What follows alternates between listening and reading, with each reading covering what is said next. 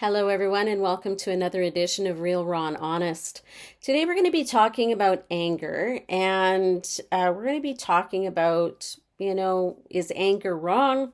Um, and no, anger in and of itself is not wrong. It's what you do with it that makes it sinful or not. So, we're going to talk about what we most often want to say it's an anger that we have. We want to justify our anger, so we say it's justifiable anger. It's a righteous indignation, and that's true. Sometimes it can be. And so, what we want to look at to get started on anger is that anger can be used appropriately to bring about something good, because you see a violation that's happening toward an innocent group of people, and you say, enough is enough. So, let's talk about things like, I'll give you an example. The first example I can think of is John Walsh. And John Walsh was a man who many years ago, he had a young son. I think he was about 3 years old. And his son was abducted from a store that him and his wife were in, and he was later found dead. And so he took his grief, he took his situation, and he took his anger that he had toward the situation, and he used it for good.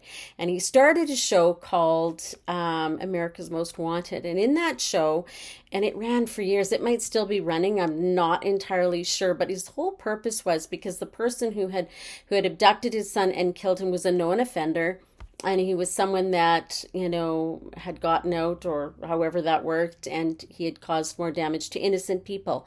And so his whole purpose was to catch these criminals so that they didn't continue to wreak havoc and cause pain and anger and hurt and wounding to people. So that was his purpose behind it. Another example I can give you is MAD, Mothers Against Drunk Drivers. And these group of women, parents, did the same thing. They came together, and instead of, they had some support groups, I believe, and as they sat together and they talked, they said, we need a movement that's going to get people to understand that drinking and driving causes innocent people to die. And so they began this group. It's still very active today. You can see every once in a while they're they do some fundraising, and they also have their overturned accident vehicles. You'll see them MAD on the side.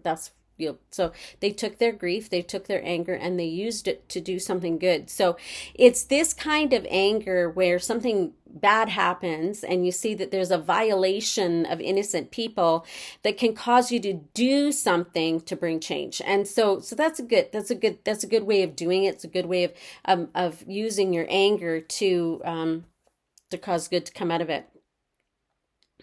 An example that I could think of would be maybe there's been an anger toward a violation of relationships, say, example, infidelity of some kind, but your relationship has been relatively good, but there's just been some eroding parts. So in this event, you decide, what am I going to do? And there's an anger that's going to come forward because of the infidelity in and of itself, this breach of trust and breach of relationship. But what it does is, instead of destroying the relationship, you decide that you're going to work it to good, and you're going to go together, and you're going to do marriage counseling, and you're going to do prayer ministry and prayer. And through all of that, you're going to come into a situation where you bring healing to your relationship. So that's that part, the good part of what anger can bring about. What that means is this anger isn't generally unleashed like a volcano. So I'm going to ask a couple of questions here, and I want you to be honest with yourself as I go through this. So the first question is are you angry? Do you think that you're an angry person? Do people tell you that you're an angry person? Do you feel like sometimes anger is just kind of simmering underneath the surface, and at the right thing, it's just going to kind of boil over, and it's going to cause you to respond and to react? Another question is, do you have explosive anger? Is there an anger that you carry that is a massive outburst that, you might be raging? My father had that kind of anger. He would be great for the longest time, and then all of a sudden he would be enraged, and it was terrifying as a child, to be completely honest. So the way to know whether your anger is destructive is, are you afraid of your outbursts? Are you, or is somebody else afraid of your outburst? Where's that, are you afraid, well, I can't erupt because if I erupt, then it's never good. Or you might think, well, other people seem to be afraid when I erupt, right? So that's when you know you need to be doing something with your anger. Another question I have for you is, are you easily triggered to be angry? Are there things that happen around you that, of course, we can't control what happens around us. We can't control what other people do. We can't control how other people think. And we certainly can't control how other people drive. And that's an issue in and of itself right there is, but it causes this trigger, this anger inside of us because, well, they should know better or whatever the trigger is behind that. So do you go from being calm to being explosive in the blink of an eye? So that's a good question. Are you, is it just like in the blink of an eye, it seems like you have everything together and you're fine, and the next moment you're raging, you're angry. And so is that the kind of anger that you have? Another question, do you feel guilt around your anger? Are you guilty because of the things you've said and the things you've done? Maybe it has become physical from time to time, or maybe you've said things that you wish you could take back. So what is that anger done? Do you feel guilt for your anger? So one thing to remember here is that anger is one of the most intense emotions you can feel. And, it is not always demonic and it is not always righteous anger. So we have to be very clear about this, right?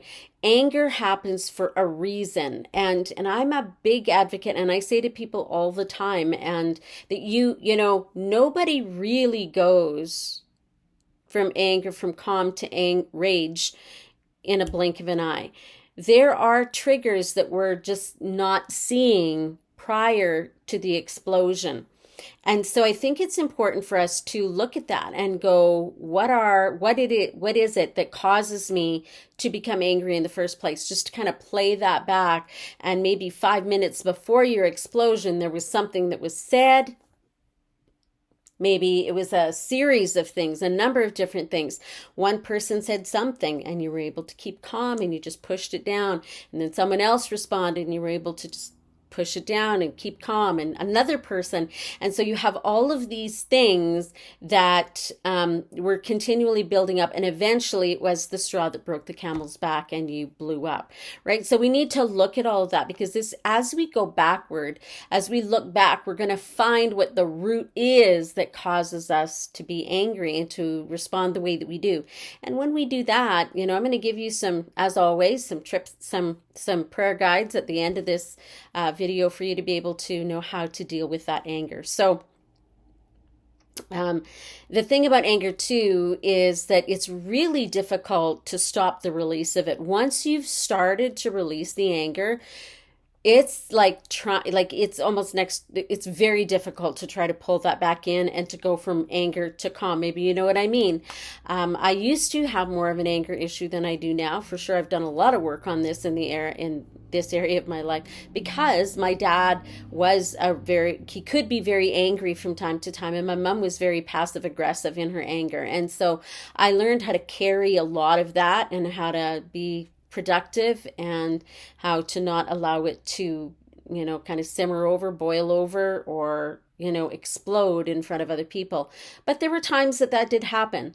And so through a lot of work and through a lot of prayer and through a lot of prayer ministry and, looking at roots and asking for healing and doing a lot of forgiving, I don't get angry very, very often, very seldom today, and even when I do, it's nothing like it used to be. So just to know that there is hope for you. This doesn't have to be something that you carry until the day that you die. It's possible to work this thing out. So the thing is, let's talk about passive aggressive for a moment, but I think we're going to do that in a minute. But what I want to say is this, is anger can create shame. So the anger in itself and how we display it, what we do with it, how we react, how we respond, what we say, do we hit, do we yell, do we break things, do we throw things, like all of that can create shame.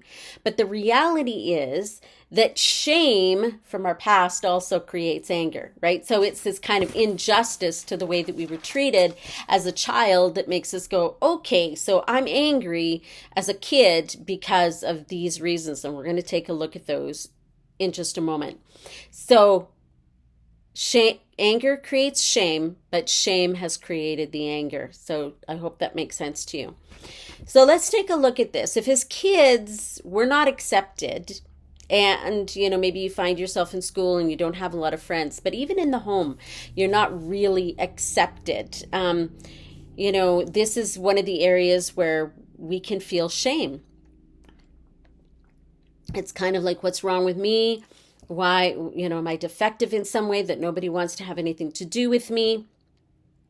And that can create this shame base. And for years, whenever years ago, I remember, any prophetic person that came into the church was always praying shame off of me. And I thought, I don't understand why they keep praying shame off of me. I don't feel ashamed of my life. I've asked the Lord to forgive me. I'm born again. I didn't understand it until I started to go into the inner healing work and start to work on myself. And then I went, oh, I get it. I have a lot of shame because of a lot of the things that went on in my home. And it was shame put on me. We talked about that before. You can go back. You can listen to that one. I did that last week. So here it is. So if we are not accepted as children, if we have unmet needs, and needs are things that we need to have. We need to have food, we need to have clothing, we need to have shelter, we need to have these specific things, and those are needs that every child should get. But the thing is, every child also needs to get validation. Every child also needs to be accepted. Every child needs to feel love. And when those things aren't provided, it creates shame.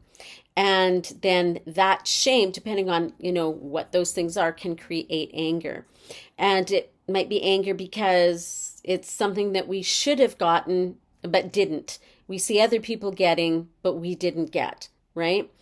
So often there's shame around these unmet needs and around childhood traumas, right? Abuses, I'll just say that. Injustices that children suffer. I will say this, no, I won't. Okay, Holy Spirit, thank you for that. I won't say that. That might be something that we'll talk about at another time. So the thing is as a child, if we have an injustice that's happening to us, say there's an abuse that's occurring, and it's either physical, emotional, or of the intimate kind, and we have that kind of abuse coming against us, if we don't feel like we have anyone we can talk to about it, we are going to only do the thing that we know that we can do that's going to keep us sane at the time, and that's to shove it down, to kind of stuff it deep down inside of us so we don't need to think about it, so we don't need to look at it, so we don't need to hear about it, so, we can kind of dissociate from the events of our life and the today that we're living through. So we just stuff anger. The thing is that anger doesn't go anywhere when we do that, right? And so then when we find that we're adults, and all of a sudden there's these triggers that happen, and it causes us to become angry. And maybe it isn't even the situation in front of us, it's the emotion that we get. Or maybe it's a person that looks like somebody who was inappropriate, or who, was abusive in some way to us as a child. So there's a lot of things that can trigger all of this. So, so here's another thing. Well, I'll say this first. Sometimes it's easier to shove it down. It's easier to shove the pain down. It's easier to shove the anger down. It's easier to not look at the injustice and not to feel the shame than it is to actually look at what's going on around us as children. Because what do you do with it when you're 5, 7, 10, 12? What do you do with it, right? Like, what do you do with your situation if you don't feel there's anybody you can talk to? There's nothing you can really do. And so this is the traumas, right, that we come out of that really shape us and cause, these things to work in our life for years. So I'll say this as a kid, if we have grown up in an environment where adults were allowed to get angry and we weren't, that can cause us to be angry as an adult, because as an adult, adults are allowed to get angry. We grew up knowing children can't get angry. And so maybe you grew up in a home like that. So that's actually a perfect breeding ground for what can become a situation or a problem in the future, right? So I do want to say this. Sometimes we do need to look at anger and rage as a spiritual component, as a spiritual problem. But I will always say this, in anything that you're going through, it's always inner healing plus deliverance. It's deliverance plus inner healing. You can't, I think that's the rounded picture. If you just look at trying to change your mindset, if you just look at trying to, get over your problems, trying to do whatever you need to do, you'll have success, but you won't have the complete freedom that you're looking for. So in my opinion, it is inner healing plus deliverance. And so take that for whatever you want to take it for. You'll either agree or disagree, and it's fine. It doesn't matter to me whether you agree or disagree. It's the way I've done it through the many years that I've been doing this, and I've seen a lot of success with a lot of people. So another area where you might have some anger is, did you get disciplined or belittled when you got angry? Because of your anger. And when adults got angry, there was nothing that was said, right? So were you belittled? Were you, disciplined? And another area could be, did you see the fear and the compliance that came on people, maybe your peers, when you got angry and you felt that there was a sense of power that you had over people when you got angry? These are all things to look at. So, like I already said, anger isn't wrong. It isn't the anger. It's how we respond to the anger. It's what we do with the anger that is sinful. And so another area before we move on to the next part is this: were your boundaries removed as a child, and was your no heard? And that's an area where a lot of people have a lot of anger. Were your boundaries moved? Was your no heard? And I understand that from my point of view, because I held a lot of anger around that, because when I said no as a child, it was never heard. It was like, no, don't do that. They're going to do it anyway. If I said, no, I don't want that, well, I had to get it anyway. My no was not heard. And so when we grow up in an environment like that, then we will have anger around those things as we grow up. So for an example, I would say this: as an adult, I will find that there are times when somebody will ask me to do something, or they feel like I should not be doing something. And they tell me, like, if somebody, I'm trying to think of a good example here real quick. I guess I should have figured this out before we started, but when my no isn't heard, when I feel like I'm being manipulated to continue in a certain thing, in a certain friendship, or in a something that I don't feel comfortable in. If I say no and it's not heard and the manipulation starts, it's like, well, come on, who am I going to have to do it with me if you don't do it? Well, that's not my problem. I said I don't want to do it, right? And, do you want to go with us? We need to have another person when we go to the Jubilee or whatever. And I'm like, no, thank you. I don't want to go. Then if I feel manipulated, that will cause me to become angry. That will cause me to become frustrated, and that frustration will lead to being angry. And so I know that's my trigger though, right? Because I know that my boundaries were moved, and I know that my no was not heard. And so that's the kind of thing, it's like you just have to accept where people are at. And if their answer is yes, great. If their answer is no, that's fine too, right? We have to be able to be okay with that. So these are just some of the areas where we can look at and we can go, yeah, I have gone through that. And so maybe that's where my anger comes from. Maybe it isn't. Maybe you have another area where anger comes from. from. So let's take a look at how we can pull this apart and bring it down, how we can begin to get rid of it. And, I would like to tell you that any of these things that we talk about is just a really quick fix, and it's going to be here we are today, we're praying about it today, and tomorrow it's gone. I wish it worked like that, but that's not been my experience. This is always a step-by-step process. It's looking at it, dealing with it next time it comes up. And it might not come up for 6 months. Eventually, you'll get to the time where it's years between one outburst of anger and the next, and you're just going, man, it's been so long, and here I am, and I can't believe I just responded that way. It's like, okay, so let's take a look at that, and then let's go, okay, where's this anger coming from? So to bring it down, to pull it apart, to get rid of it, to get the inner healing we need, let's look at it like this. Step one is this: own it. It's always step one, own it. Recognize it for what it is and acknowledge that you have a problem with it. You can't blame someone else for your angry outburst and expect to get healing from it. It's not somebody else's fault that you got angry because they did X, Y, and Z. No, your anger is in you. It is something that you need to work with. So acknowledging that you have an anger issue, that you have anger in this area, and that you respond inappropriately is the first place to start. And so that's number one.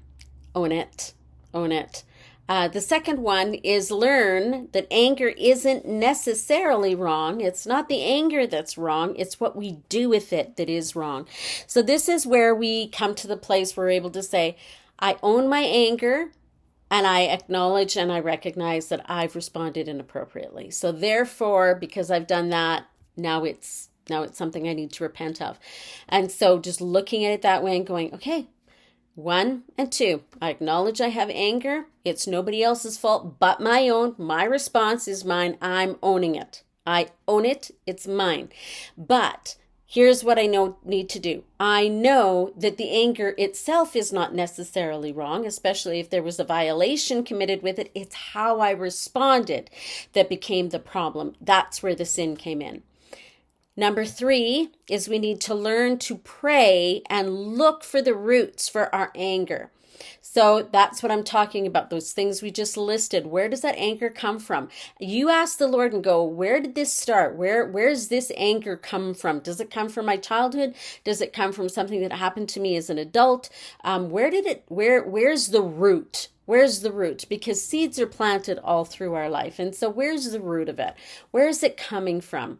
And if there's somebody that you need to forgive, then you need to forgive them. And I'll be honest, for myself, there was a lot of forgiving I needed to do around my dad's anger and even my mom's passive aggressive anger. She would be upset and she would not say anything, but she'd purse her lips like really tight together, and she'd start slamming cupboard doors and slamming things on the counter, and she never threw anything, she never said anything, but you just see that she was seething beneath the surface, right? And when she talked, it would be very tight like this, and I asked you. And so you felt the anger, right? And so, it's just looking at it and going, all right. So passive aggressive anger can really be something that we need to work through too.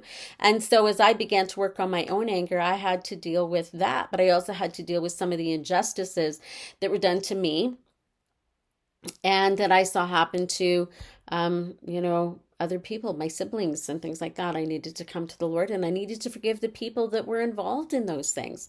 And so that includes bullying. You can have a lot of anger, a lot of rage around having been bullied in school. And so it does mean going back and forgiving those people by name, if you can remember their name. So these are just some of the areas, right? So it's learning to look for our roots. And, if you've responded today because the person in front of you acted like the bully that you remember when you were in grade 6, now you have to come and you have to ask the Lord you have to forgive both the person in front of you and the person who bullied you in grade 6. So these are just a few of the things to look for. And then, like I said, forgive. Forgiveness really undoes a lot of anger. It really, really does take care of a lot of it, right? So Number 4, learn how to deal with your anger as you work to think through what's going on. Because the thing is anger is an emotional response, right? So we act on how we feel. So when we begin to change our habits and begin to think about, okay, I'm not going to respond out of my emotions. I'm going to actually think this through. I'm going to remove myself from the situation. I'm going to go into a separate room or into my car, go for a drive, and I'm going to think about what it is that caused me to be angry in this situation and begin to figure out ways that you can respond differently in a way that's going to create a different environment than how you usually respond. That's kind of like, people like to use the term reparenting. Well, let's use that term for lack of a better word right now, right? So find out why you're angry. Go pray, ask the Lord why you're angry, and then pray it through with him as you begin to think in a different path, down a different road, okay? And so that what that does is it doesn't allow your anger and your emotions to control you. It allows you to go into a place of prayer where you can pray and the Lord can work in your heart and in your spirit, which is a great way to do this. Number 5, learn your triggers, right? So figure out what kinds of things make you angry. And it's like people will say, then avoid it. Well, it's not that you can avoid the things that make you angry. If you're one of these people who gets angry when you're driving, it's not like you can never drive anywhere again. You actually have to deal with what it is about driving that makes you angry. If it's, there's a ton of other things, right? If it's manipulation, right? Again, then it's like, what is your trigger? If I feel like I'm being manipulated, is that something that's going to cause me to be angry?